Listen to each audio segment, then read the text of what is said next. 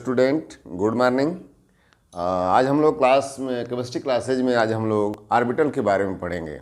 अभी next day class जो हमने लिया था उसमें कुछ मॉडल के बारे में बताया था।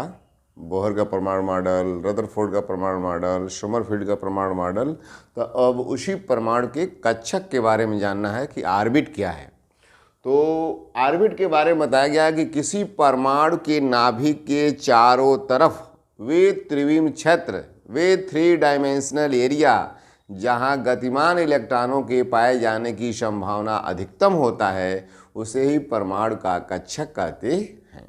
जैसे एक छोटा सा एग्जाम्पल लिया गया है, जैसे हाइड्रोजन है। हाइड्रोजन का परमाणु क्रमांक 1 होता है और इसमें इलेक्ट्रॉनों की संख्या भी 1 होता है। एक ट्रेसिंग पेपर पर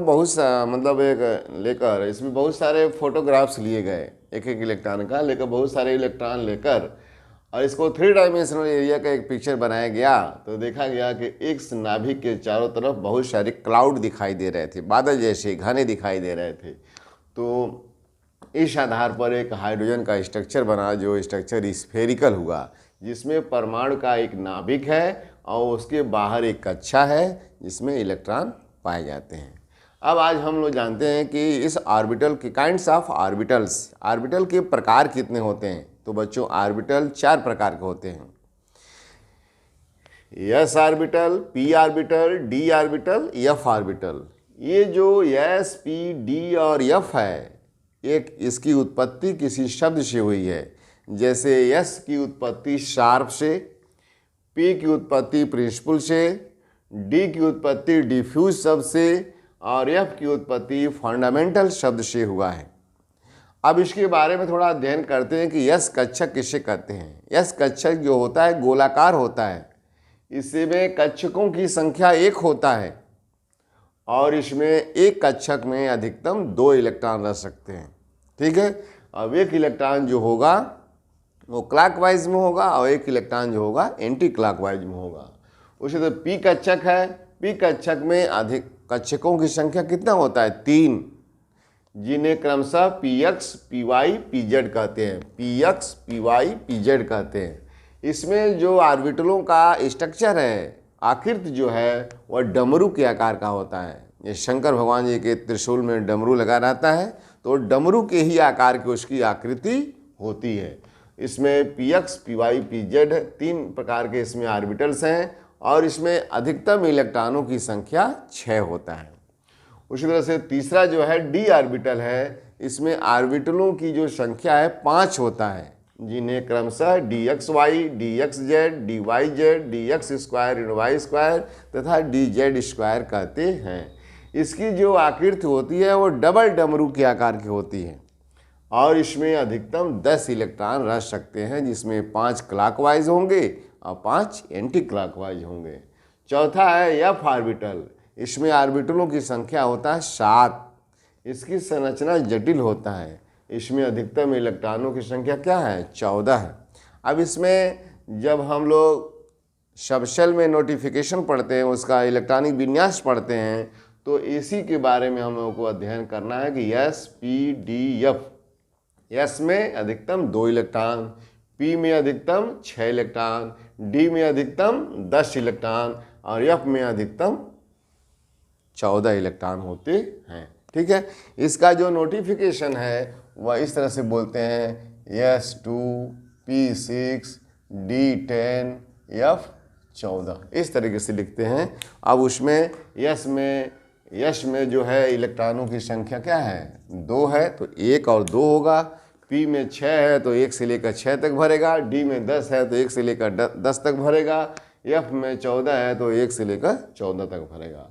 तो ऑर्बिटल की जानकारी बच्चों बहुत ही आवश्यक है कि ऑर्बिटल्स की संख्या जितनी होती है उसके दुगुना उसमें इलेक्ट्रॉनों की संख्या होता है। बातें समझ में आया? तो ऑर्बिटल की जानकारी सभी बच्चों को एकदम अच्छे से रखना है। अब इसके बाद से हम इसके आगे की जानकारी लेते हैं। क्वांटम संख्या, क्वांटम नंबर। क्वांटम नंबर बहुत ही इंटरेस्टिंग टॉपिक है। जैसे किसी भी आदमी का एड्रेस पता करना हो तो पहले पता करना पड़ेगा कि वो आदमी किस ज़िले का है, ज़िले में वह किस शहर का है और शहर में वह मोहल्ला क्या है और उस मोहल्ले में वह मकान नंबर क्या है, तो आदमी इस ज़िले में किसी भी घर तक पहुंच सकता है। उसी प्रकार से इलेक्ट्रॉनों के बारे में भी जानकारी लेने के लिए 4 बातें हैं कि इलेक्ट्रॉन किस कोष में है, उस कोष के वह किस उपकोष में है, उपकोष के वह किस कक्षक में है, और कक्षक में उसका चक्रण क्या है। इनके बारे में जानकारी क्वांटम संख्या के द्वारा पता चलता है। तो क्वांटम संख्या का एक परिभाषा है कि परमाणु में इलेक्ट्रॉनों की ऊर्जा तथा स्थिति के बारे में पूर्ण जानकारी जिन संख्याओं के द्वारा प्राप्त होती है उसे क्वांटम संख्या कहते हैं। बच्चों, तो जो भी हमें जानकारी दे रहे हैं, अपना एक कॉपी नोटबुक बना लो, उस नोटबुक में कायदे से ये सब नोट बनाते चलो। ये परीक्षा के पॉइंट ऑफ व्यू से ही पढ़ाया जा रहा है। अब इस कोविड-19 महामारी के तहत इसमें ऑनलाइन ही क्लासेस चलेंगे, इसी के बारे में अध्ययन करना है, पढ़ाया जाएगा उसी के बारे में। तो अब हम जानते हैं कि क्वांटम संख्या के प्रकार, क्वांटम संख्या कितने प्रकार का होता है। तो क्वांटम संख्या 4 प्रकार का होता है। कौन कौन? Principal quantum number, azimuthal quantum number, magnetic quantum number और स्पिन क्वांटम नंबर। ये 4 प्रकार की क्वांटम संख्याएं होती हैं।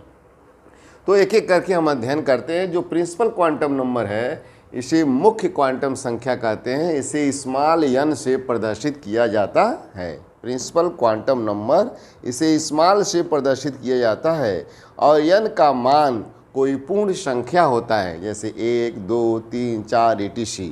ये जो मुख्य क्वांटम संख्या है यह कोष यानी ऊर्जा स्तर को प्रदर्शित करता है, यानी कोषों के बारे में, यह प्रमुख ऊर्जा स्तरों के बारे में जानकारी देता है। जो दूसरा है एजीमुथल क्वांटम नंबर, इसे दिगंशी क्वांटम संख्या कहते हैं। इसे स्मॉल l से प्रदर्शित किया जाता है और l का जो मान होता है वह n के मान पर निर्भर करता है। l का मान n के मान पर निर्भर करता है। यह सबशेल को प्रदर्शित करता है, अर्थात यह उप ऊर्जा स्तर को प्रदर्शित करता है। अब n का मान यदि 1 है तो l का मान 0 होगा। n का मान यदि 2 है तो l का मान 0, 1 होगा। n का मान 3 है तो l का मान 0, 1, 2 होगा। n का मान 3 है तो l का मान 0, 1, 2, 3 होगा। क्यों? क्योंकि ये जो l का मान है वह n के मान पर निर्भर करता।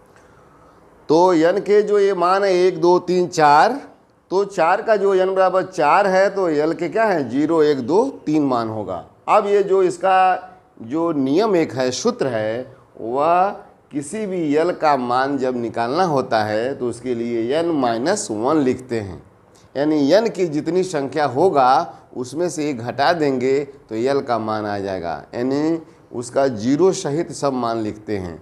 अब इसमें l बराबर यदि 0 है तो यह s उपकोष को बताता है, l बराबर 1 है तो यह p उपकोष को बताता है, l बराबर 2 है तो यह d उपकोष को बताता है और l बराबर 3 है तो यह f उपकोष को बताता है। ठीक है, तो हम लोगों ने समझा ये एजीमुथल क्वांटम नंबर। तीसरा जो है यह है मैग्नेटिक क्वांटम नंबर। ये क्या है? चुंबकीय क्वांटम संख्या। चुंबकीय क्वांटम संख्या को स्मॉल m से प्रदर्शित किया जाता है और m का मान l के मान पर निर्भर करता है। इसका जो कुल मान होता है वह 2l+1 के अनुसार होता है, अर्थात यानी जब इसका मान लिखते हैं तो -l से 0 सहित +l तक के सभी मान लिखते हैं। ठीक है, अब इसमें यदि l बराबर 0 है तो m का मान क्या हो जाएगा? 0 हो जाएगा। और वह 0 क्या है? एक संख्या को बताता है, क्योंकि उसमें कक्षकों की संख्या 1 है। यस उपकोष में कक्षकों की संख्या 1 है, इसलिए वह जो 0 लिखा गया है वह एक संख्या को प्रदर्शित करता है। अब यदि l बराबर 1 है तो m के 3 मान हो जाएंगे। l बराबर यदि 2 है तो m के 5 मान हो जाएंगे। l बराबर अगर 3 है तो m के 7 मान हो जाएंगे। बस पहले क्या रखेंगे? बीच में 0 रखेंगे और एक तरफ माइनस में मान और एक तरफ प्लस में मान।